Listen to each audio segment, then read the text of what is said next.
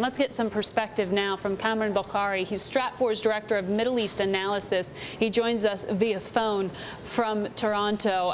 Kamran, you did just hear Peter Cook report that U.S. officials are relatively confident that indeed the so-called CFO of Al-Qaeda is now dead. Give me a sense of what this does to terror financing. Well, the fact that Al-Qaeda itself has announced the death through websites, adds more credence to the fact that this man is no more.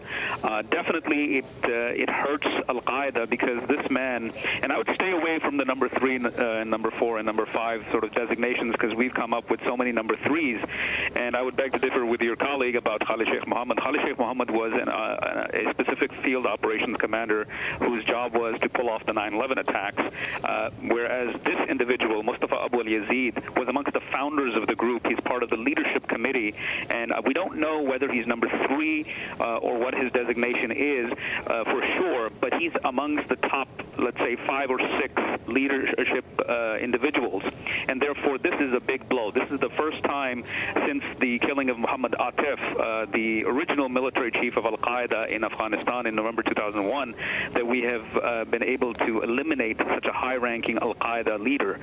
We've arrested many field operations commanders such as Khalid Sheikh Mohammed, Abu Zubaydah, Abu Farj al-Libi.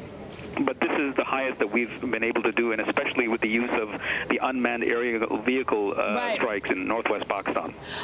It's also striking that he reportedly controlled the finances to a certain degree, or at least helped direct where financial flows were going, in particular with the 9/11 attacks.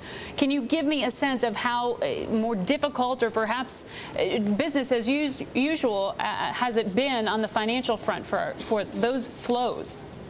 For the longest time, Al-Qaeda has been under a lot of stress and strain in terms of gathering funds, and this is not just related to one individual or 2 individuals, but definitely with the elimination of Mustafa Abu Al-Yazid, the ability of this organization to garner funds becomes even more difficult, and replacing him is going to be very difficult for Al-Qaeda.